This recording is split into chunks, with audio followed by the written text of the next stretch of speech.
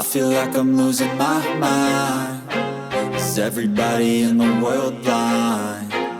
Please, Lord, give me a sign, a sign. I feel like I'm losing my mind. Is everybody in the world blind? Please, Lord, give me a sign, a sign. I wanna be the greatest. Everybody on the fake shit. I look around and feel like everybody is the fakest. I make this every day and I'm impatient. Oi pessoal, tudo bom com vocês? Estamos de volta aqui com o programa Yokohama TV, o nosso podcast do Karatê, feito por karatecas para karatecas.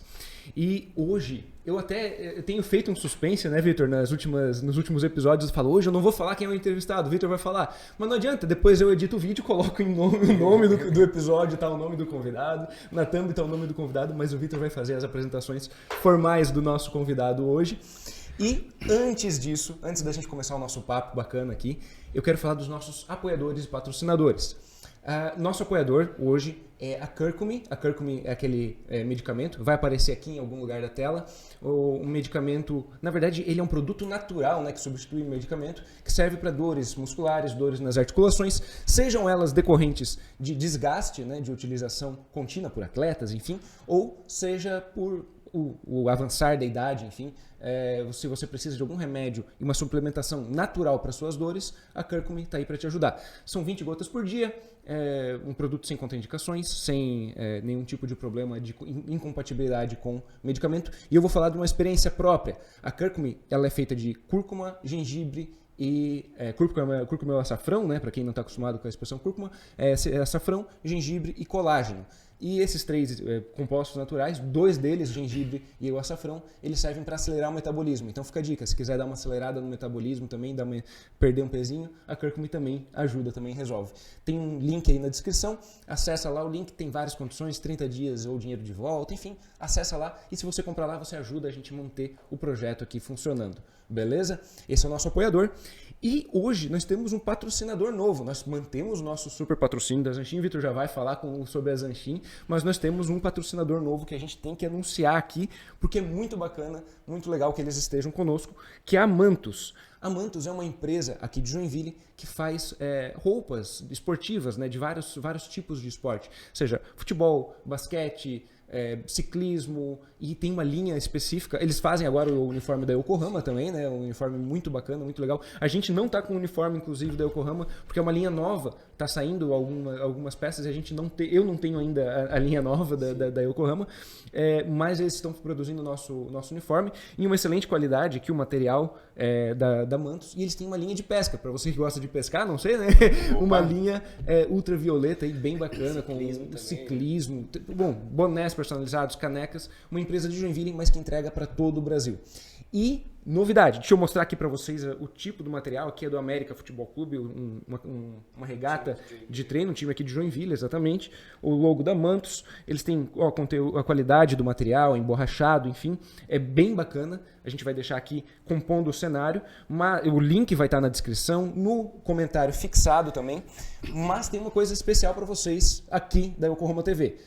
A gente vai fazer um sorteio. Lembra que a gente comentou que ia fazer um sorteio com 600 inscritos? Então a gente vai proceder com esse sorteio agora. Já estamos com quase 600 inscritos aqui no canal. Inscreve lá, compartilha para o pessoal se inscrever, porque a gente precisa chegar no número de 600. E já vamos começar a direcionar. Vai ter um link ali na descrição. Você vai entrar no nosso Instagram, vai seguir a gente lá no Instagram e tem uma foto oficial do sorteio da Mantus. Vai ser o sorteio de 600 seguidores. Você vai ganhar um agasalho de karatê feito exclusivamente para você. Vai ser um agasalho personalizado, está sendo desenvolvido agora. Só lembrando também que esse agasalho não é o agasalho do Clube Yokohama, Exato. É um agasalho de karatê, né? É um agasalho de karatê que está sendo desenvolvido agora. Ele está sendo inclusive Qualquer desenvolvido. clube vai dar de usar ele. Exato, é um agasalho exclusivo, vai ser desenvolvido agora. Vai ter lá no nosso Instagram, quando você acessar, clicar ali agora, já vai ter a fotinho do sorteio, vai ter a descrição de tudo que você precisa fazer para concorrer. E, cara, entra lá, concorre. Material de excelente qualidade, já é o nosso fornecedor aqui do clube. Antes de ser patrocinador. Antes de ser patrocinador já era nosso fornecedor. E é isso aí, esse é o nosso patrocinador. Vai ficar o link em alguns lugares aqui, vai aparecer na tela e essa é a Mantus, apresentando para vocês. Vitor, e para quem é karateca, a gente também tem a Zanshin, que é a nossa marca aí favorita agora, né?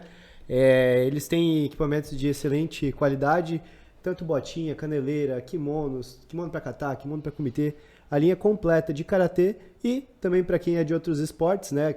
Jiu-jitsu, judô, taekwondo, também tem a linha completa de todos esses esportes de luta. Então, grande parte dos karatecas usa Zanshin, tem Zanshin compondo o clube, conhece, principalmente aqui em Santa Catarina. Usei do início até o final da minha carreira, usei Zanshin. E super recomendo, material de excelente qualidade e feito próprio para o lutador, adaptado propriamente para o lutador mesmo. Você se sente muito bem usando o material da Zanshin. E até os professores aqui do estado, todo mundo conhece o Marquês, que é o proprietário lá do Zanshin. Então, confere lá no site, tem várias promoções lá, alguns descontos. E você que está assistindo também pode estar utilizando nosso cupom, que é o IOCO10, tá? Com ele você vai ter 10% de desconto em qualquer compra dentro do site, tá bom? É isso aí. E se comprar lá no Yoko 10, além de ter um desconto especial, tá ajudando aqui a gente a manter o nosso projeto bem bacana. Então eu queria apresentar então o nosso entrevistado de hoje. É um amigo para mim, é uma personalidade muito forte na cidade, não só no karatê, como em outros esportes também, né? E dentro da educação física, hoje ele é um dos nomeados aí do CREF. Conselheiros, né? Então, eu quero apresentar aqui hoje o professor Ortuano Belli. Fique à vontade, tá? A casa é tua. E o que você quiser. Estou aí à vontade, com certeza. Tá no meio de pessoas que eu já conheço, que eu vi crescer, né, Vitor? Sim. E que são pessoas que também são referências. Você já competiu por alguns anos aí por Joinville, representando a bandeira. Sabe da paixão que a gente tem pela nossa bandeira aqui. Com certeza. E dizer que fiquei muito feliz com o convite de vocês, estar aqui podendo compartilhar um pouco da experiência, um pouco das histórias, né? Com certeza vão ter muitas para a gente conversar aqui. E agradecer a vocês pelo papel que vocês estão fazendo de divulgar as artes marciais, divulgar o karatê, fazer com que cada vez mais chegue a pessoas informações que possam de alguma forma estar ajudando, né? Sim. Então fiquei muito feliz em estar dessa forma, estar aqui para contribuir, né? Com os anos que a gente já tem aí de estrada. E também, através do Conselho Regional de Educação Física, a gente está sempre tentando chegar de alguma maneira aos profissionais, mesmo os que não estão hoje registrados no Conselho, mas que de alguma forma a gente pode estar dando um auxílio para melhorar a qualidade do atendimento ao cidadão, né, que a prática de atividade física, a gente sabe a importância dela. E sempre é bom estar inserido, estar envolvido em tudo que pode promover saúde. Esse é o nosso papel. Excelente. Vitor, eu vou te dar a palavra para tu começar, porque tu já tá em casa, né? Então é mais fácil de tu... Até vou ter que me segurar para não falar demais. Não, segura. Assim, sendo conselheiro do CREF, como é que foi essa história até chegar lá, sair do karatê, sair do tatame, parar de bater nos outros para cuidar dos profissionais? Isso aí é complicado, esse negócio de parar de bater nos outros. Não é bem assim. A gente lutava um pouco mais pesado, tinha aquela agressividade na luta, mas sem a maldade, não é bater. Aconteciam os acidentes. Na questão, não é sair dos tatames, né? Eu nunca saí dos tatames, eu acho que nunca vou conseguir sair. Que você não está mais dentro da quadra lutando, mas você está por fora, como técnico, como auxiliar, como amigo de algum professor que está precisando de um auxílio. Hoje eu dou aula na Associação dos Servidores Públicos, onde a gente tem lá uma turminha treinando. Os pequenininhos é um aluno meu que dá aula, que é o professor Marcelo. Os adolescentes e adultos é comigo. E ali, automaticamente, vai revelando possíveis atletas. A gente já vai encaminhando para as equipes, onde está o Sidney Maciel, Colonete, Rafael, Luiz, Célio Dávila, são os técnicos de Joinville hoje. Eu, teoricamente, não sou o mais técnico de rendimento de Joinville, porque nós temos uma equipe extremamente competente, que já está aí fazendo um trabalho maravilhoso. Não tem por que você ficar, como se diz, fechando a tampa e não deixando os demais crescer, né? Sim. E também tem aquela coisa, tem outras coisas que a gente tem que buscar para melhorar até a qualidade de trabalho deles. Né? Então, a inserção no conselho foi um convite que eu recebi para fazer parte de uma chapa em 2021, né, onde a gente ia concorrer para pegar a diretoria do conselho. E por que eu vi a importância? Né? Você é formado, você é professor de educação física, você é professor não. Então, o que a gente sempre reclamou? Eu sempre reclamei. O conselho não faz nada. O conselho não faz nada, é só a agenda que a gente recebe. Quantas vezes a gente fazia até uma brincadeira, né? Recebeu a agenda porque está em dia, pagou a mensalidade, né? Ou a anuidade. Então, se o conselho não faz nada, então vamos botar o nome à disposição para tentar ajudar o conselho a fazer alguma coisa, porque eu também sou um profissional de educação física. Sim. E foi o que aconteceu. A gente conseguiu, a nossa chapa se elegeu, a gente faz parte da diretoria hoje. É um trabalho de formiguinha, porque a gente entendeu por que o conselho não faz nada, é porque é muito difícil algumas coisas, e o próprio profissional de educação física às vezes confunde o conselho com uma empresa que te patrocina. O conselho está lá para fiscalizar e dar suporte. Sim. Então, onde que a gente peca, e a gente está tentando mudar isso, é na fiscalização e dando melhor qualidade para o profissional. Estamos trazendo agora, já fica o convite, né, para os nossos assinantes aí, os que acompanham o canal, que são profissionais de educação física ou tem o CREF provisionado. Dia 5 e 6 vai ter a primeira jornada catarinense de educação física aqui na Univille, que já ano passado eu propus para trazer para cá. E os 3 conselheiros aqui da cidade, sou eu, o Fernando Krellin e o Vladimir. E a gente conseguiu trazer para cá, vai ser na Univille, 5 e 6, onde vão ter 7 cursos totalmente gratuito para o profissional. Então a gente já está começando a mostrar que o conselho está se movimentando, tá? Então, essa foi a minha intenção. Da mesma forma que eu fui convidado para fazer parte da Associação dos Servidores Públicos Municipais de Joinville. Eu sou um servidor público municipal.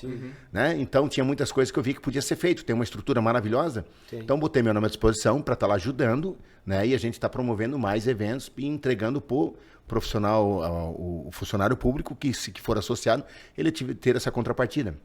Eu estava conversando ontem com um cara que ele não era sócio, né? Mas vai se associar. Porque eu falei do valor da nossa mensalidade e só os prêmios que a gente entrega na Páscoa, Dia das Mães, no Dia das Mães não, no Dia das Crianças, na festa junina, no Natal, estou devolvendo para o associado. Estou devolvendo para o associado que investe. E a estrutura que ele tem. Então, enfim, qual era a minha função? Né? Qual é a minha intenção? Função não. Se eu tenho alguma coisa que eu faço parte, que eu posso ajudar, eu vou estar tentando botar meu nome à disposição. Então, foi da mesma forma quando eu fui coordenador do Karatê, eu saí do nível de técnico para coordenador. Então, como eu já fui técnico, eu sei o que um técnico precisava. Então, lá em cima, eu buscava esse subsídio para os técnicos terem melhor qualidade de trabalho. E é isso. E como coordenador, tu fez um excelente trabalho, né? Eu vivenciei a tua gestão e... Inclusive, trabalhei para ti nos projetos sociais. Naquela época tinha, sei lá, quantos projetos na cidade, né? Eu, quando assumi a coordenação, foi em 2005, eu assumi a coordenação do Karatê, somente do Karatê. E foi ali que eu vi que nós tínhamos uma dificuldade de comunicação. Joinville era muito forte no Karatê, só que era cada um para si, para um lado. Cada academia lutando pelo seu espaço dentro do campeonato estadual. Até hoje é assim. E tem que ser assim. Cada academia luta pelo seu espaço. Porém, Joinville é uma cidade que está abraçando todas essas academias. Sim. Então, para nós montarmos uma equipe forte de Joinville, nós tínhamos que juntar todos os professores e pensar. O Karatê de Joinville é o Karatê que nós vamos ceder os atletas para representar Joinville. O Karatê da Yokohama, da Olímpia, da Ritoto... Aí é outro papo. Cada um vai administrar a sua academia. Foi difícil. Tem que ter essa interação, né? Tem que ter. Foi muito difícil. Eu consegui em 2011...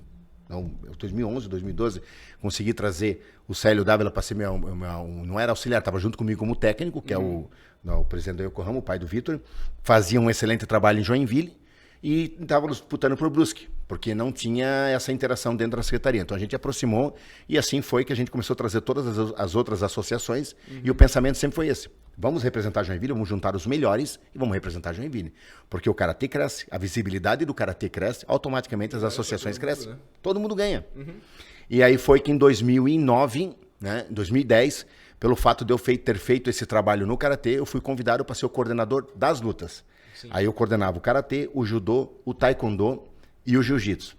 O que eu fiz? A mesma metodologia que a gente utilizou no Karatê, chamei todos os professores de todas as modalidades e conversei. Nós temos que pensar num judô forte, e para esse judô ser forte tem que se juntar as forças, e aí cada associação vai fazer o seu papel, não tem problema nenhum. Sim. Aí tu já tinha um projeto piloto também para Já tinha, exatamente. Eu fiz uma provocação, eu estava numa mesa, né, os professores de judô, e excelentes profissionais. E eu falei bem assim, poxa, eu não sei onde que está o erro, né, que eu vejo hoje tem mais de 1.000 crianças fazendo karatê dentro do projeto, e no judô tem 200, 250. Sendo que chega no final de semana, eu ligo a televisão, tá lá, Grand Prix de Judô, Mundial de Judô, o Karatê não aparece nada. Tem uma divulgação enorme o judô. Por exemplo, vocês estão na mídia e nós não estamos, né? E como é que a gente está lá na frente? O que está acontecendo? O que está acontecendo é que a gente está lá na ponta dando aula, o nosso faixa preta vai dar aula numa escola próxima de casa, a gente tinha os atletas que a contrapartida era dar aula no projeto e tem uma bolsa na faculdade, eu tenho uma bolsa dentro da secretaria. E isso se tornou contagiante ao ponto de a gente massificar o Karatê, que automaticamente massificando, mesmo que não seja a intenção de você formar um atleta, Você vai formar um cidadão melhor através da prática esportiva, através da parte de arte marcial. Mas vai aparecer o atleta. Sim, Vai sempre aparecer. sobressai um É muito outro, mais né? fácil aparecer um atleta no meio de 1000 do que Sim. um atleta em 100, né? Sim, Então a gente massificou e tem as nossas equipes de base, tá aí a nossa tradição na ULESC, joguinhos, que são os nossos atletas que vieram da base, né? E o outro ponto importante, isso acontecia muito com um pensamento antigo, né? Um pensamento antigo dos professores mais antigos, que era eu dou aula e mais ninguém pode dar aula. E hoje é diferente. Eu nunca vou esquecer um dia que eu tinha que já chamar mais um técnico para estar atuando dentro da equipe de Joinville, que estava ficando pequeno, não tinha mais braço. E eu fazia uma brincadeira, né? Quando a criança cresce, tu tem que ir trocando a roupa dela, né? Porque senão a calça fica pequena, as canelas aparecem, a bunda aparece, então fica ridículo. Então tu tem que ir trocando a calça, tem que ir aumentando a tua equipe. E aí, esse final de semana eu refleti sobre isso ainda, até porque eu vim aqui falar e eu estava refletindo sobre isso, que eram coisas automáticas que aconteciam no meu pensamento, só que eram coisas assertivas. Tanto é que o resultado apareceu nesse final de semana que eu vi numa imagem lá, que eu convidei o Sidney, já tinha os atletas, estava levando para competição, ele estava se destacando. Ele era um professor do projeto como qualquer outro, mas ele fazia um pouco a mais. Sim. Ele, além de dar aula no projeto, ele fazia um pouquinho a mais, ele fazia os atletinhas dele. E ele começou a destacar, eu falei, Cid, eu tô precisando de um técnico para joguinhos, para ajudar o Célio, não consigo estar com o Célio lá, correndo aqui. Tu quer ser técnico? Pô, claro que eu quero. Então, ele começou a ser técnico da seleção de Joinville, hoje é técnico da seleção brasileira. E nessa mesma pegada, tem um que tá escondido lá atrás, o Colonete, ele veio da mesma forma. Ele foi atleta, começou a fazer o trabalho dele no projeto, começou a revelar os atletas, porque ele já viu como o Sidney fazia. Aí já era uma coisa interna da academia de vocês, né? Que vocês sempre pregaram esse negócio de editar os atletas. E é um excelente profissional, hoje é técnico da seleção de Joinville. E eu fui técnico dele uma vez, eu queria dar uma cadeirada nele. Porque ele era muito teimoso como atleta. Ele era muito teimoso, fazia, não faz isso, ele fazia, não faz isso, ele fazia. E hoje, como técnico, eu tenho certeza que ele sente Deve isso. estar sofrendo agora. Deve estar sofrendo, mas é Tá bom. pagando, Deve tá estar pagando. pagando. Mas é uma referência, tenho certeza que não dá pra gente determinar o período de tempo que vai levar, mas vai ser um técnico da seleção brasileira também. Porque Joinville é um celeiro não só de grandes atletas, mas de grandes professores. Porque tem grandes escolas e grandes professores que formaram esses professores, né? Então, tendo pessoas que têm essa visão de dar essa liberdade, incentivar o trabalho, de fazer acontecer, todo mundo quer fazer. Desde que diz assim, não, deixa eu fazer então, deixa eu aparecer, né? Deixa eu fazer um freio aqui no que a gente estava falando, porque novamente a gente esqueceu de entregar o presente da Zanchin, mas dessa vez não foi porque a gente não entregou. A Zanchin ela mandou um kit para os nossos convidados, só que dessa vez, em razão do feriado, etc., a gente teve uns problemas com a transportadora e o kit não chegou. Então, o kit está a caminho, a gente vai te fazer a entrega, ele faz uns stories e beleza. Qualquer coisa que poderia ter acontecido, isso eu tenho certeza que é coisa do Marquês. Eu tenho certeza. Não, é coisa do Marquês. É coisa do Marquês. Deixa eu contar uma história rapidinho do Marquês. Nós era atleta. Marquês, ouve essa? Presta atenção. Se ele estiver, já ouviram, já vai dar dando risada. Nós vimos fazer parte da seleção catarinense. Isso foi em 96, se eu não me engano, 97. Nós estávamos treinando no ginásio ali em Balneário Camboriú. Aconteceu uma competição, terminou a competição, os atletas eram chamados para fazer um treinão e ali falar sobre o Campeonato Brasileiro que ia ter, que a gente ia representar a seleção de Santa Catarina. E o Marquês lutava até 60 quilos. Desculpa, que ano que foi? 96 ou 97. E ele lutava até 60 quilos. Hoje é porque ele tá mais fortinho, tá comendo bem, né? Se alimentando bem, tá puxando ferro. Bastante alface, sucrilhos. Mas ele era bem magrinho, 60 quilos, imagina. Então eu sempre fui grandão. E na equipe era assim, não tinha esse negócio de pega peso com peso. Era, botava 10 pra lá, 10 pra cá, rodízio e vai rodando, vai pegando todo mundo. Sim. E numa daquelas rodadas, o Marquês caiu comigo. Era uma vez ele entrar e eu entrar. Eu entrei primeiro, bati meu golpe, e ele entrou e bateu o golpe dele. Me deu uma pancada e me arrebentou o nariz. Só que nisso não deu tempo nem de eu me cobrar, porque o técnico já falou, roda, e rodou, e essa rodada tá mais de 20 anos, cara. Eu não consegui pegar mais ele. Tá devolvendo hoje, então. E aí só o que ele fez? Tá aí, ó. Quebrou meu nariz e não me deu brinde ainda. Mas é bacana a história. Mas é isso, a gente vai entregar depois, faz uns storyzinhos, a gente compartilha certeza, tá valendo. Pro pessoal. E outra coisa que eu queria fazer era um freio em relação ao caminho que a gente tá seguindo, porque vocês já se conhecem, mas eu não sei como o Hortolano começou no Karatê. Ótimo. Eu acho que a gente podia fazer vamos voltar no tempo? O Vitor já... Vamos lá, vamos voltar. É um bom tempo, acho, né? Porque vamos lá, como que foi esse começo, assim? Foi aqui em Joinville? Foi Joinville, bairro Paranaguamirim. Eu não sei, né? Eu tenho CI até hoje, lá do lado, perto da minha casa. Isso foi em 91, em dia 9 de julho, eu faço aniversário. E foi em 91, no dia 9 de julho, eu tinha uma academia perto de casa lá, que era o professor Oscar, E eu passava lá de frente de bicicleta, tava lá treinando karatê, vai, kiai, aquela coisa toda. Eu olhava, pô, legal, mas não parava nem pra olhar uma aula, né? Ia jogar bote, não tinha muita coisa pra fazer no bairro na época, jogar bote, jogar sinuca, ia pescar, ia correr no mato, ia assim. E a minha irmã falou assim, por que tu não vai fazer karatê? Teus amigos estão tudo fazendo karatê? E eu falei pra ela assim, eu não tenho kimono. Arrumei uma desculpa porque eu não queria fazer, né? Eu não queria fazer. E no dia 9 de julho ela me dá de presente um kimono. Ela falou assim, agora tu não tem desculpa, um Make You Heavy Canvas.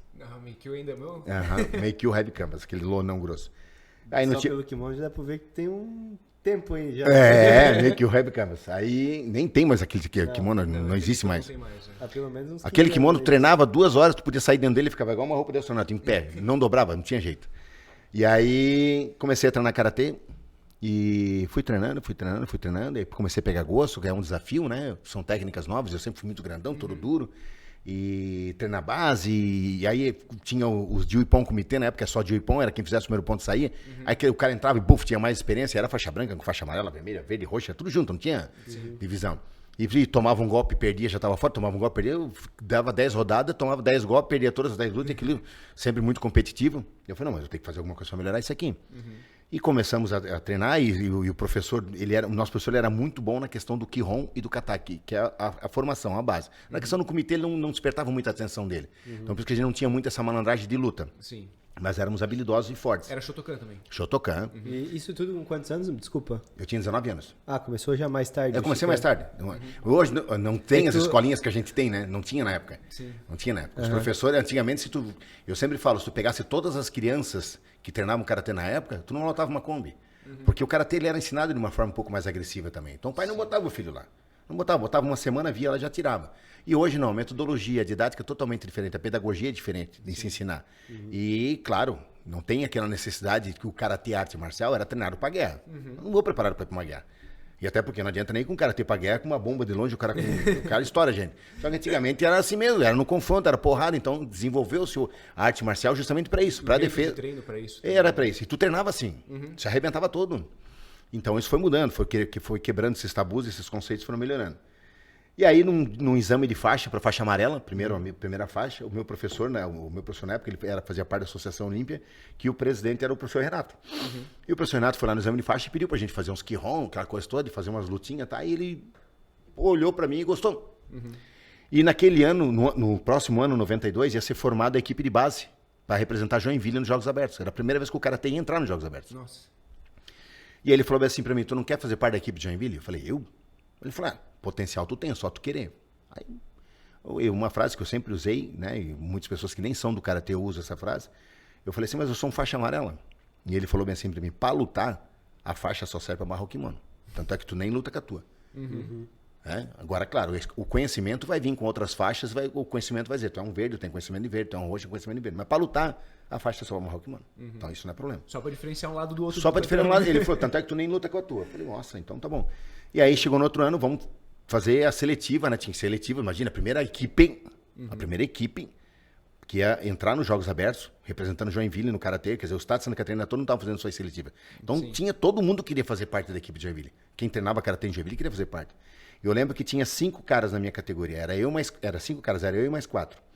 E a gente foi treinando, e nos treinos mesmo, o professor já botava a gente a confrontar.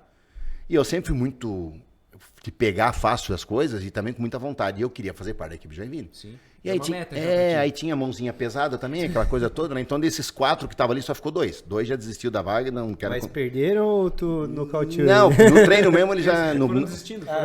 No treino mesmo já foram desistindo, porque não aguentava a pegada. E aí chegou o ponto de fazer a seletiva, né? Aí chegou o ponto de fazer a seletiva, e eu lembro que na época o professor que era o técnico era o professor Suzuki, e ele falou assim, era o técnico de Joinville, ele falou assim, nós vamos levar o professor tal, o atleta tal, porque ele é mais experiente, ele é faixa preta. Aí o meu professor Renato falou assim, não, nós vamos levar quem é o melhor, essa ele é faixa preta. A gente vai botar pra lutar, não é pra ir lá dar aula, é pra lutar. Então, um faixa preta, um faixa roxa, um marrom, né?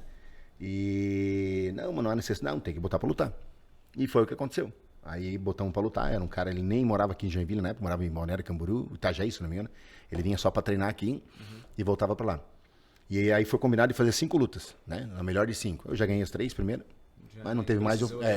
E aí eu me classifiquei, fui o atleta a representar Joinville nos Jogos Abertos e fui até me aposentar em 2009. Sempre na categoria pesada. Sempre na categoria pesada. O último ano que eu não lutei no pesado foi no Open, que foi 2009, me aposentei no Open.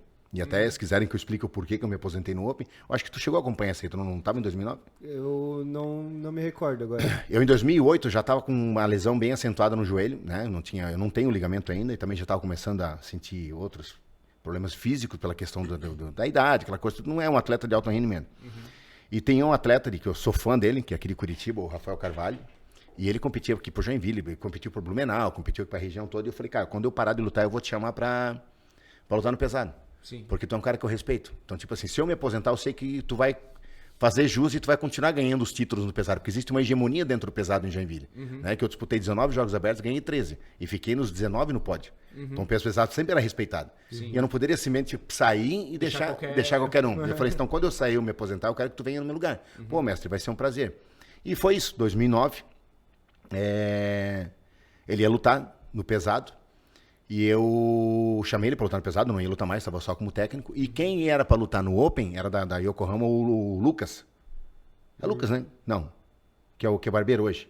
O Lucas. É o Lucas. Isso. E o Lucas lutou no ano anterior, lutou bem, fez a final com o Carlos Rotolo, tava ganhando, só que o Carlos ganhou nesse tava lutando muito bem. Eu falei, cara, Rafael pesado, o Carlos Rotolo, o Lucas no Open, tinha todas as categorias. E aí, por motivos profissionais, o Lucas parou de treinar e aquela coisa, e não estava mais vindo treinar, estava vindo treinar. E um sábado, um mês e pouco antes da gente mandar a relação mesmo de quem ia competir, eu fiz um treino com todo mundo. O Rafael desceu de Curitiba pra cá, o Lucas veio treinar. Quando o Lucas veio treinar, eu falei, como é que tu vai lutar os Jogos Abertos assim, cara? Fora de forma, tinha subido de peso, lento. Aí ele falou, professor, eu falei, não, cara, não, infelizmente tu não vai lutar. Tu não vai lutar. Não fez justo pra estar fazendo parte da equipe, então tu devia ter me avisado, né? E eu falei assim, não, tu não vai lutar. Aí fiz uma reunião e falei assim, olha, como eu prometi pra ti, Rafael, que tu ia lutar no pesado, tu vai lutar no pesado. E até porque eu sei lutar melhor com cara leve. Que o Rafael já era muito grandão e ele é mais alto que eu e tinha uma distância que quando ele se aproximava demais, o cara entrava, fazia o ponto e saía fora. E eu sempre tive uma distância um pouco mais adequada e entrava batendo. Era diferente. Eu já sempre lutava no Open, treinava com os caras mais leves. Treinava com o Rafael, Eduardo, era tudo cara mais leve que eu. Até porque é mais difícil de achar gente grande pra treinar. Então tu tem que ter esse sparring. Se tu é acostumado a treinar com gente pequena, tu sabe lutar com gente pequena. E aí lutar com um cara grande, depois fica complicado. Tem que ter os dois, porque a distância é diferente. E aí não deu outra. Rafael Carvalho lutou no pesado, eu lutei no Open. Rafael Carvalho foi campeão no pesado e eu fui campeão no Open. Sim. Então aí encerrei meu último, mais um título, mas lutando pelo Open. Mas sempre... Mas na necessidade ali de suprir imagina, eu sou técnico da equipe. Eu sou responsável pela equipe. E eu tenho condições de ajudar a minha equipe.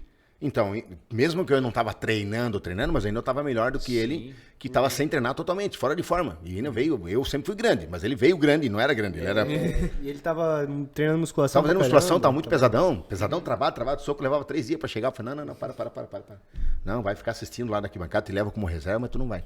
Lutar não vai. Foram quantos anos, então, no total? Eu disputei 19 JASC. 19 JASC? 19 de JASC. atleta, o total foi... Não tem uma ideia, assim, de quanto tempo de atleta? Não, 19 JASC como atleta. Mas só competiu, desde que tu começou o JASC, tu começou a competir ali... Eu comecei em 92, foi o primeiro ano, eu fui vice-campeão. Ah, tá, tu começou direto no JASC. Comecei direto no JASC, não, comecei no JASC, não tinha? Não teve...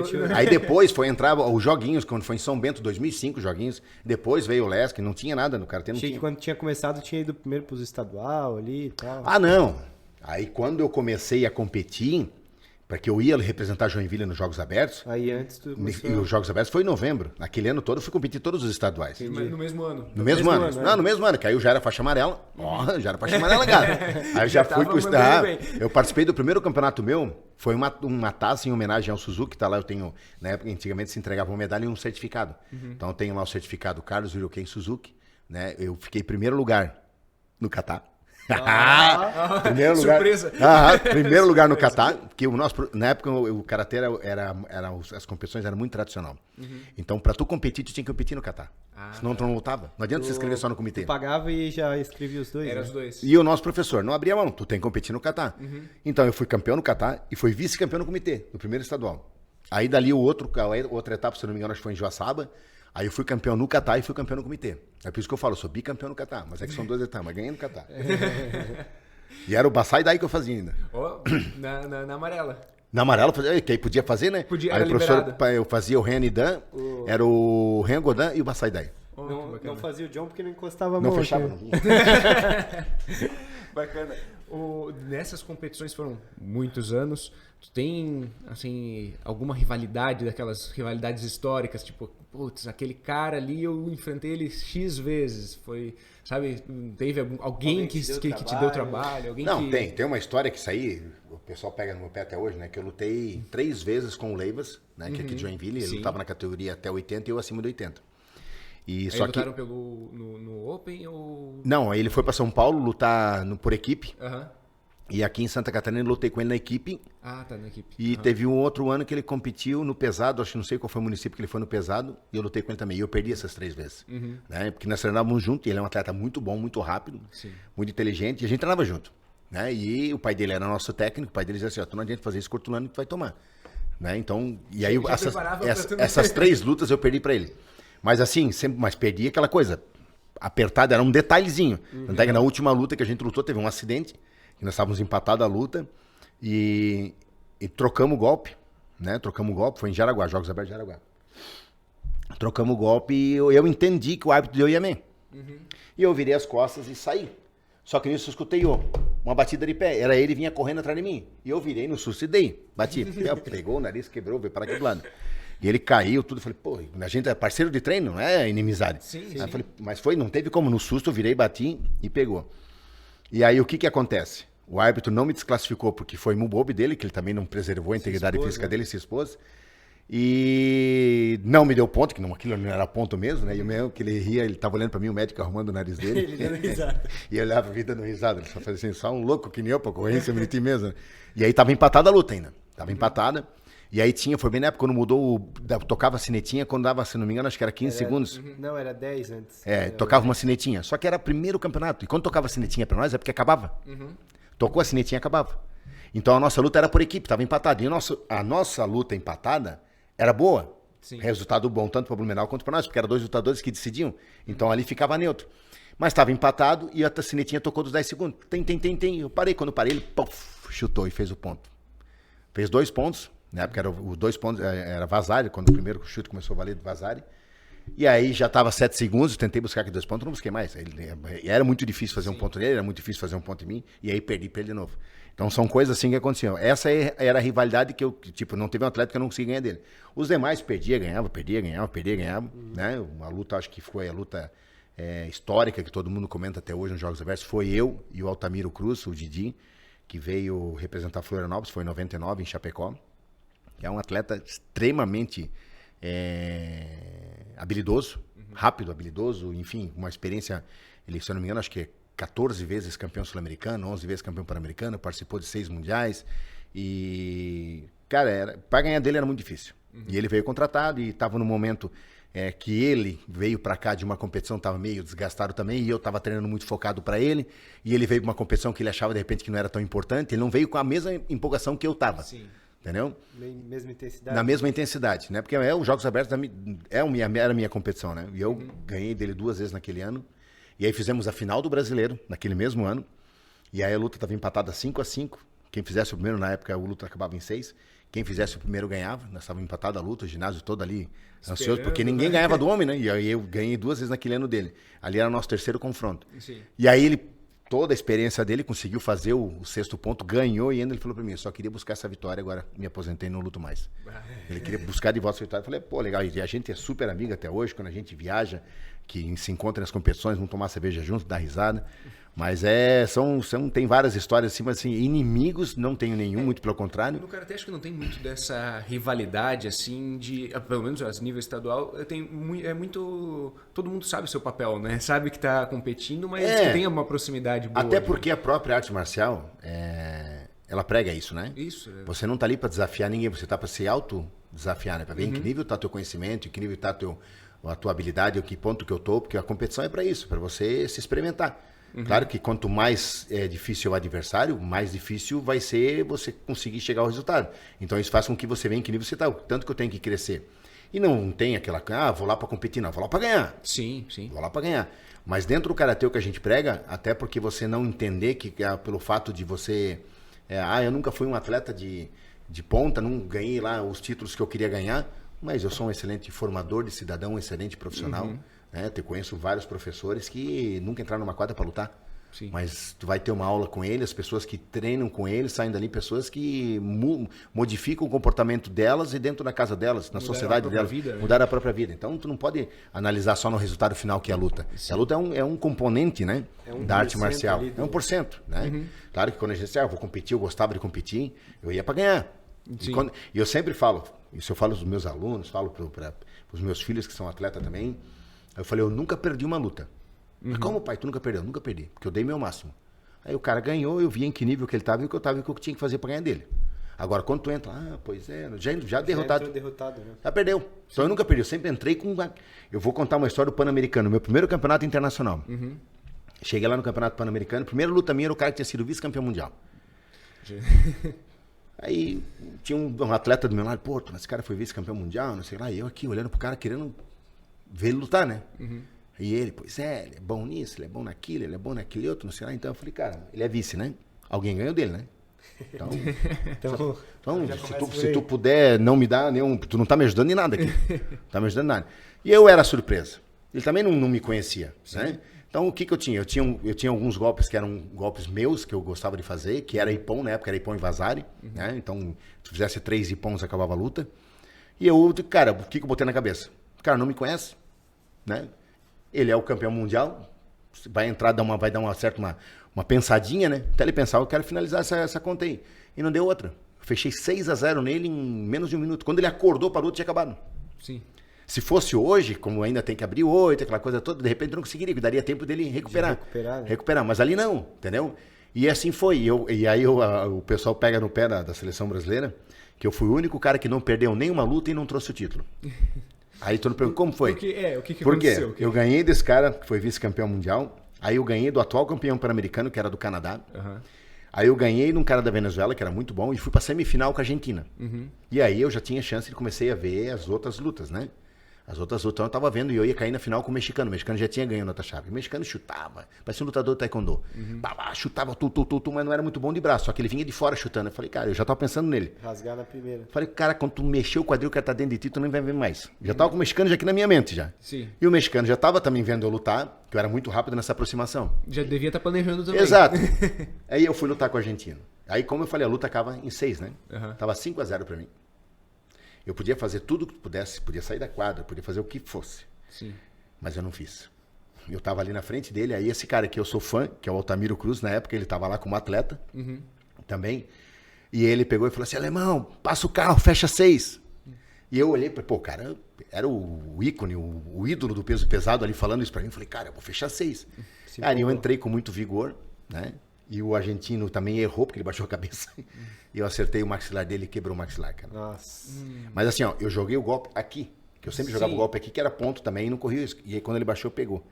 E aí quebrou o maxilar. Ainda deve ter pego de Não, ângulo, pois né? é, quebrou, aí fui desclassificado, então não teve final, não teve nada. Por quê? O mexicano, eu pulo dessa altura de feliz. Que ele foi campeão. Não lutou final, porque o argentino foi pro hospital, né, pra se tratar. E ele comemorou que não foi ele comemorou, aí não tinha essa disputa de terceiro, aí o cara que tinha perdido pra mim voltou, porque na época foi desclassificado, puxaram. Aí eu fui ser o único cara que não perdeu nenhuma luta e não ganhou a competição. Cara, eu entrei em desespero, porque não era aquilo que eu tinha planejado, quer dizer, eu não tinha planejado nada. Sim. Mas como eu fui ganhando as lutas que eu vi que não era um absurdo, Já tava sonhando, né? eu tava, pô, primeiro campeonato internacional, vou com uma medalha campeão pan-americano. Entendeu? E aconteceu, e também isso serviu de muito, né, de exemplo para mim, e de experiência para mim atuar como técnico no futuro, quando eu comecei a trabalhar como técnico, de que a luta não tá ganha, que 1 segundo tu perde, faltava 9 segundos. Eu tenho na minha mente, assim, ó, quando o árbitro me dá o rançoco, eu olho para cá, estava 9 segundos, 5-0, e nenhuma falta que mais. Não tinha, na época, o jogar... Não tinha nem de contato. Não, nada. Foi uma entrada, o resto eu tava batendo só o Uraquém nele. Ele queimava, batia o Uraquém rápido e limpo. Sim. Então primeiro o Uraquém me deram vazare. Na época faziam bastante, né? Primeiro o Uraquém me deram vazare, porque tipo, mas aí já entrou mais o segundo, entrou o terceiro, foi 2 Ippon, tava 5-0. Entendeu? Eu precisava só fazer mais meio pontinho, mais um Uraquém. Não, aí fui bater o Izuki, que era o golpe mais forte que eu tinha. Mas enfim. Então, fui pro Campeonato Pan-Americano, participei e da mesma forma, cheguei lá, eu falei, cara, se o cara ganhou, alguém ganhou dele, ele é invencível, né? Sim. Vamos lá. Não tem essa... Não, vamos lá, não tem. E a luta não acaba enquanto não acabar. O árbitro não der o... Tanto para um lado quanto para o outro, Quanto né? lado quanto E essa frase tu sempre falou pros atletas, né? Ele é o campeão porque ele não lutou contigo ainda. Vai lá e faz o teu. Exato, cara. O cara falou assim, porque eu sempre me dava nos nervos quando eu via assim, mas o cara, ele só chegou onde ele chegou porque tu não lutou com ele ainda. Se não era tu que era pra estar lá. Vai lá e mostra pra ele que tu existe. Exatamente, tu só vai ser respeitado na hora que realmente tu fizer alguma coisa de diferencial. Se você é só mais um atleta, mais um tá na competição. Agora, pô, aquele cara começou a ganhar, já chamou a atenção, né? E tanto é que foi assim, depois fui pro Campeonato Sul-Americano, já cheguei lá, os árbitros já me olharam diferente, já conhecia, já tinha um maior respeito. Os atletas quando entraram, já tinham... Primeira competição internacional, eu cheguei lá, não perdi pra ninguém, entendeu? E sempre com vontade de ganhar, sempre com vontade de crescer. Então, não tem segredo, é tu querer fazer por ti mesmo, né? E tu mencionou a tua família ali. Eles todos, o pessoal treina ali, como que funciona a tua Então, família? hoje é dia de treino, hoje vai os dois treinar. Quem é atleta hoje é o Arthur, meu filho, né? Que tá competindo. Tá Que lá idade treinando. que ele tá? Vai fazer 16 esse ano, tá? tá. O Oleski, eu não sei se vai ter joguinhos pra ele esse ano. Joguinhos não, tem dois atletas lá que são muito mais experientes que ele, né? Ele vai treinar lá com o Sidney hoje à tarde, depois do treino ele chega em casa, eu já pego ele vai treinar comigo, né? O treino do Sidney é o treino mais específico para competição e lá comigo ele vai treinar mais fundamento do karatê mesmo. Mas não para, né? Não para. E a minha filha foi atleta, foi campeã do Oleski, tricampeã, foi atleta junto na época do Vitor. E aí quando ela, faculdade toda, não tinha mais como conciliar, então hoje ela é faixa preta, ela treina comigo também, mas treina mais karatê, arte marcial, defesa pessoal, condicionamento físico, qualidade de vida, mas não compete mais. Eu e o pequeno não, o pequeno tá... Até o genro, né? Tu obrigou a treinar karatê, senão não casava, não namorava. Não, começou, faz esporte, eu jogo bola, e karatê. Quando eu falei pra ele, se tu gosta de esporte, gosta de futebol, eu falei, e karatê. Ele é faixa laranja de karatê também. Tá. Tem que, não tem jeito, tá no sangue, tá ali, vai ficar sentado olhando, bota o kimono e vem pra dentro. Daqui a pouco tem uns netinhos lá, né? Claro, aí eles já vão ser os professores dos netos, né? Exatamente. Deixa eles ser os professores. Fazendo legado, né? Isso, Tem algumas perguntas do Instagram, eu falei acho que a isso, gente pode... Quer tocar aí, que eu acho que tá mais no teu acesso do que no meu aqui as perguntas. Não, vamos lá. Deixa eu só abrir aqui. Beleza. Enquanto ele vai abrindo, mencionou ali uma época que o Célio estava treinando Por Brusque ali, né? é. Competindo, enfim, como treinador, como atleta. Ele era técnico da equipe de Brusque. Técnico. Competiu por Brusque. Nessa época tinha alguma rivalidade assim com o Brusque? Como que era a tua relação ali com o pessoal? Não, assim, ó, rivalidade sempre vai ter. Sim, aquela de competição. Né? Tanto é que, afinal, os joguinhos em Joinville foi 2005, acho que foi? Não. A última vez que foi joguinho em Joinville, não lembro? O último em Joinville, né? Eu acho que 2015. Não, foi antes, foi bem antes. E... Que ele ainda estava lá. Tava lá. O dia que ele tava por Brusque? É. Não, foi lá por 2006, 2005. Eu sei que a final foi Joinville e Brusque, um atleta do Célio, e derrotou Joinville, porque eram os atletas muito bons. Sim. Eram para estar representando Joinville. Eram atletas de Joinville. Eram atletas de Joinville que lutavam por outro município, entendeu? Não E aí tinha foi uma das coisas que eu até cheguei dentro da fundação e falei assim, ó, perdemos para nós mesmos. Porque o técnico era para estar trabalhando com a gente, os atletas eram para estar representando Joinville, mas pelo fato de não ter uma oportunidade, os caras estão competindo por outra cidade. E tinha por Brusque, com o Célio, tinha o pessoal do Durci por Fraiburgo, tinha vários atletas por outros municípios. Né? Então isso que a gente tentou... Isso gerou essa abertura do município, né? De entender que nós temos que chamar todo mundo para dentro, todo mundo trabalhar em prol de Joinville. Vamos ter atletas que vão competir por outro município? Vamos, Acontece, por outros motivos. De repente a bolsa de outro município é maior, oferece maior, não podemos deixar o atleta ser prejudicado nesse ponto. Sim. Né? O Joinville paga X, o outro município paga X, Y, Z, não tem como. Não tem como segurar. Ou às vezes os reservas. Ou às vezes os reservas, até para não ficar sem luta, não ficar sem ritmo de luta, ele vai competir por outro município também. E tem que tomar um cuidado muito grande, que às vezes um reserva, ele é do mesmo nível, né? Do atleta que vai titular pro Joinville. Tá ali por ou detalhe, às vezes. ele é reserva e ele quer ganhar, ele quer mostrar que ele pode ser titular e ele vem com mais sangue no olho. É verdade. Acontece muito. Né, Cronete? Tem algumas perguntas aqui, a gente vai dar uma filtrada, claro, para não estender muito, né? Vou selecionar duas aqui que eu achei mais legais, assim. Qual que é a grande diferença das competições de hoje em dia e da época que tu competia? São muito mais técnicas hoje, né? Então são competições onde o atleta tem que estar muito mais preparado fisicamente e tecnicamente, habilidade, né? Por exemplo, eu lutei no peso pesado, eu era um dos poucos pesos pesados que chutava. Chutava Diodan, né? Diodan é mais fácil, chutava Diodan. Porque para um peso pesado chutar na altura do rosto é mais complicado, se expõe um pouco mais, a perna já é um pouco mais lenta. Você vê isso no UFC, por exemplo. É Exato. mais difícil pegar o cara do Só pesado que o chute do vale alto. 3 pontos. Então até o peso pesado ele tem que dar um jeito de chutar para buscar 3 pontos, ou trabalhar muito bem nas quedas para empatar na questão da pontuação ali com os 3 pontos. Então hoje a competição ela é muito mais de condicionamento físico mesmo e de habilidade. E o que eu vejo muito legal, que na nossa época não tinha, é o estudo das regras.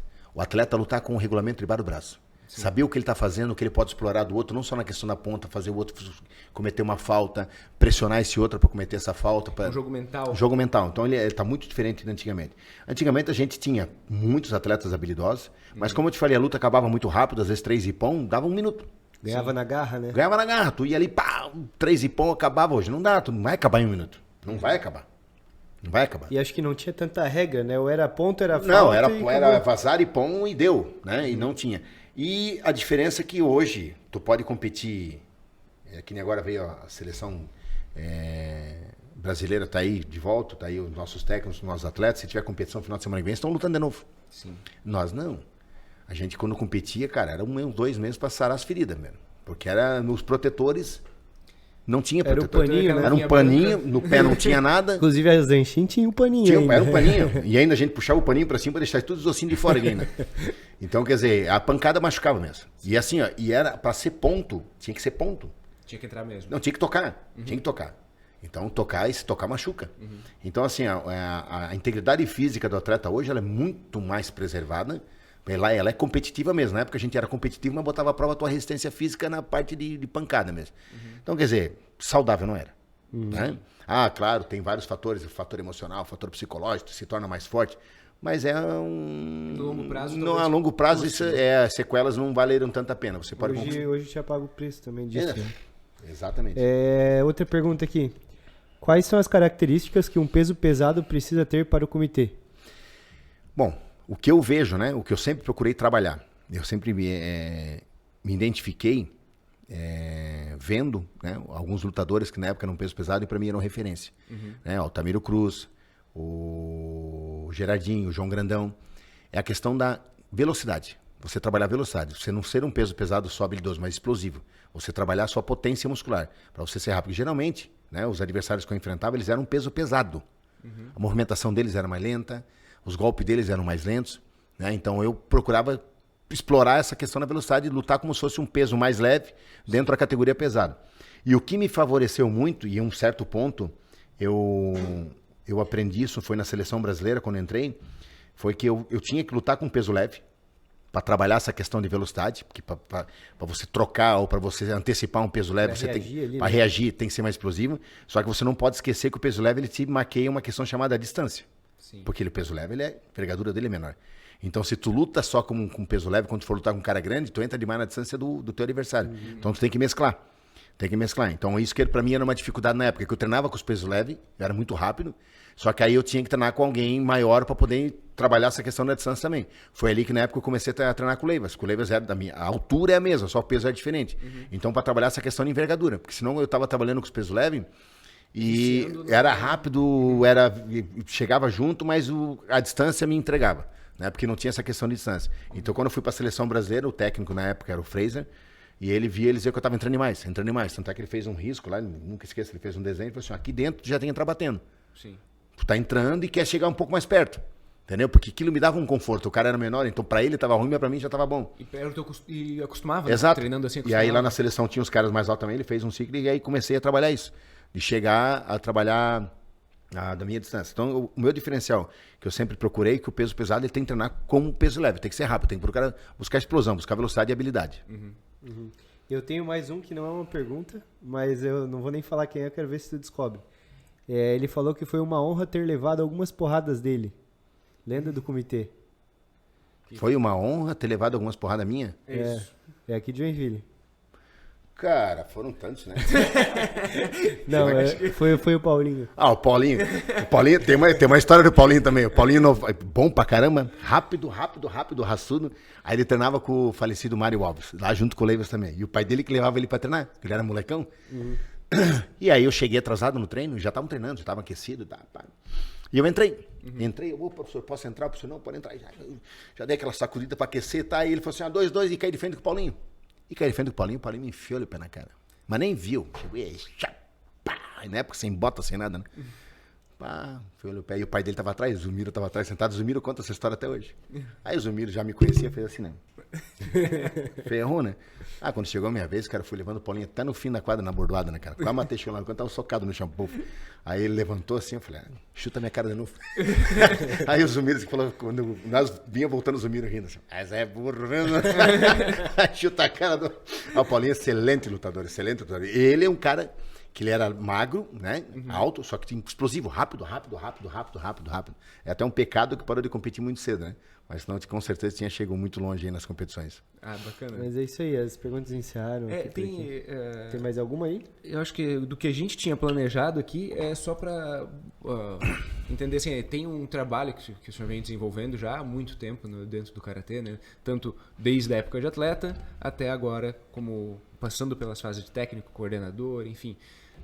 Qual que é a sua intenção, assim, de deixar, qual é o seu legado, o que o senhor pretende deixar de mensagem para o pessoal do futuro aí, das próximas gerações, suas filhas, seu filho, seus netos? Qual que é essa transição de mentalidade do Karatê que o senhor pretende o que eu posso, deixar aí?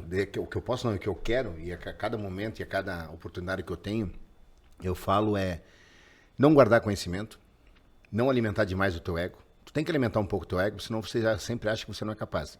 Então você tem que ter isso. Agora não alimentar demais, porque ele pode te atrapalhar. Não pensar que você pode fazer as coisas sozinho, que não pode e não consegue. Você vai chegar ao teu certo ponto, depois você não vai mais. Então isso eu aprendi muito quando eu comecei a trabalhar junto com o pessoal do Karatê, que eu tinha minha ideia, eu tinha aquela visão de atleta. Sim. Né? Aí de repente eu fui convidado para ser técnico, já muda totalmente o comportamento e a visão. Eu era atleta e técnico, mas eram duas pessoas, a mesma coisa que como se tu trocasse de roupa, porque eu tinha que ter Troca o chip, né? Troca o chip. E aí quando eu assumi a coordenação, aí eu vi a grande importância de trabalhar em conjunto mesmo, né? Em trabalhar em conjunto. Então eu vejo assim que você tem que aprender, sim. Fico muito feliz quando vejo que o Vitor está tocando aqui esse projeto. Eu vejo o Colonete, que agora é nosso técnico de Joinville, o Sidney, que é técnico da seleção brasileira, que eles foram todos atletas nossos de Joinville, da mesma forma que eu fui, que não deixaram o conhecimento que eles adquiriram ficar na gaveta. Eles estão de alguma forma levando para frente em áreas diferentes. O Vitor não é técnico da equipe, mas ele está trabalhando com o Karatê, que está vendendo a imagem deles, está vendendo a nossa imagem, está vendendo a imagem do nosso Karatê. Então assim, o principal é valorizar, respeitar aqueles que estão contigo, estiveram contigo e que vão estar contigo lá na frente. E isso a arte marcial ela ensina, tá? Só que você tem que praticar. A arte marcial, na realidade, ela ensina muita coisa. O Dojo Kun já diz isso, né? Sim. Formação do caráter, respeitar acima de tudo, criar um intuito de esforço, espírito de agressão. Mas, se você não praticar, não adianta nada. Não adianta nada. Não é só falar, né? Não é só falar, tem que botar em prática. Eu estou conseguindo, né? Sair da quadra como atleta, sair da quadra como técnico, né? Não sou mais o coordenador das lutas, porém estou sempre inserido junto com as lutas e passando a experiência para que eles possam crescer. Não só o Karatê, outras modalidades me procuram também, de que forma que a gente pode estar fazendo para desenvolver. E o segredo é esse, cara, fazer com amor, fazer com respeito, não tem como dar errado. Sim, muito bacana. Os treinos lá na Hitotsu são... Você lembra os horários que tem? Nós temos treinos... Fazer uma divulgação, já que a gente só trouxe o pessoal do Yokohama até agora. Da Hitotsu, vamos começar a falar eu sei que nós temos... Eu sei não, nós temos treinamento, né? Posso dizer os locais. Agora, os horários todos eu não tenho, porque são vários professores.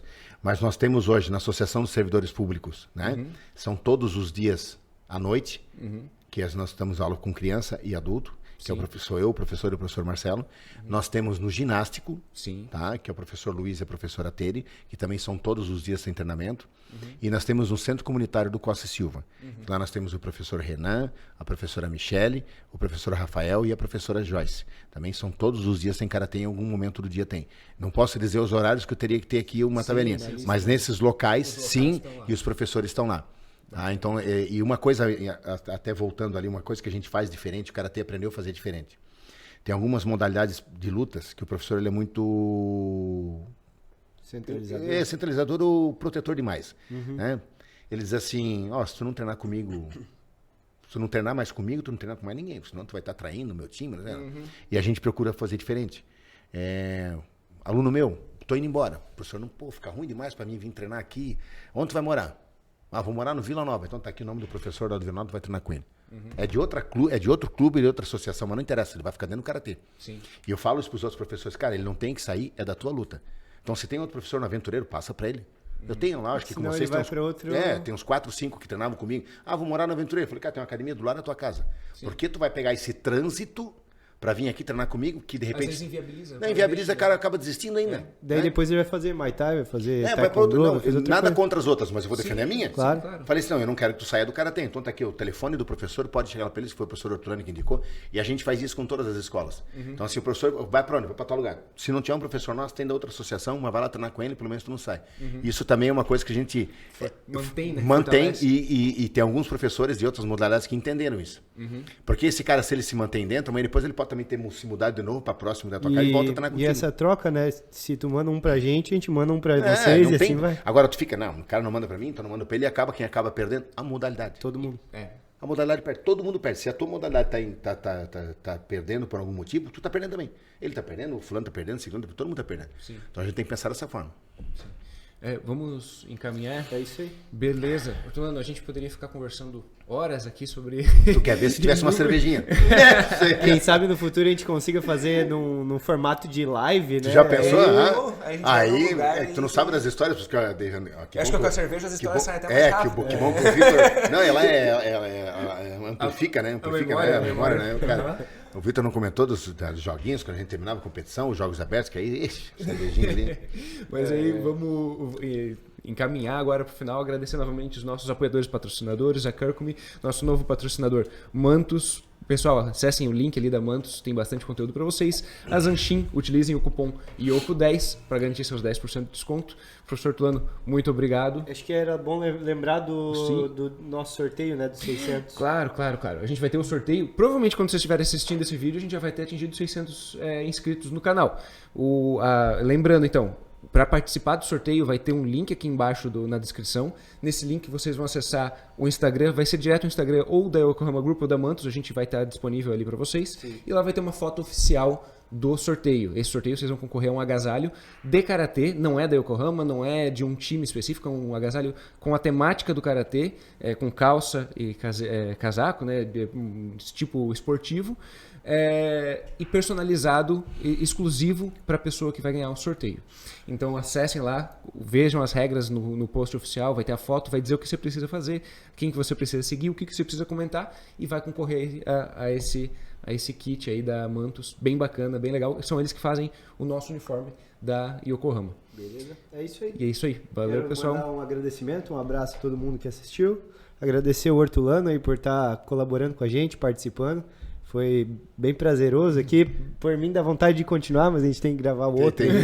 Então, fica aberto aí o convite para uma próxima oportunidade a gente continuar, dar Quem continuidade sabe a das gente perguntas. consegue tocar logo aquele nosso projeto do Yokohama Visita. Isso, também. Temos umas novidades. Tem umas ideias aí. Tem umas ideias. Daqui a pouco a gente... Isso é bom, isso é bom. Daqui a pouco a gente faz aí um... Isso é ótimo. Tá bom? Obrigado, Ortolano. Se quiser agradecer alguém aí, fica à vontade. Quero agradecer a vocês, quero agradecer à comunidade de karatecas, não só de Joinville, mas do estado de Santa Catarina, do Brasil, pelo trabalho maravilhoso que vem fazendo. Tanto é que os resultados que a gente vê nas competições estaduais, nacionais e internacionais. A todos que são apaixonados, que fazem um trabalho sério, né, dentro do esporte, que sem isso também não adianta nada. A gente massificar sem qualidade não adianta. Né, e eu vejo um futuro muito produtivo, né, em vista do que está acontecendo agora no presente com o karatê do Brasil. Vamos pegar do Brasil. E Joinville, claro, vou sempre dizer que nós somos referência para o mundo, porque eu sou apaixonado não só pela cidade, mas por todos que por aqui já passaram com o kimono, ou junto comigo, ou antes de mim, sempre vão ter o maior respeito. E reforçando, queria te ajudar nessa propaganda do Kirk ali que eu lembrei. Ah, sim. Eu comprei para o meu avô, tá? E até para questão para fazer uma experiência, porque eu tô arrebentadinho, mas ele tá um pouco mais do que eu tenho. Eu tenho 86 anos. E ele elogiou bastante que tem algumas dores dos joelhos, dores nas mãos, de artrose, que ele não sente mais. Então, um produto bom mesmo. Vou voltar a comprar de novo para ele agora. Muito bacana. Já comprem ali no nosso link, que vai ter bastante coisa para vocês. Exatamente. Então é isso aí. Valeu, pessoal. Os. I feel like I'm losing my mind. Is everybody in the world blind? Please, Lord, give me a sign, a sign. I feel like I'm losing my mind. Is everybody in the world blind? Please, Lord, give me a sign, a sign. I wanna be the greatest. Everybody on the fake shit. I look around and feel like everybody is the fakest. I make this every day and I'm impatient, hoping one day I blow up from the basement. Statement, the top is so vacant.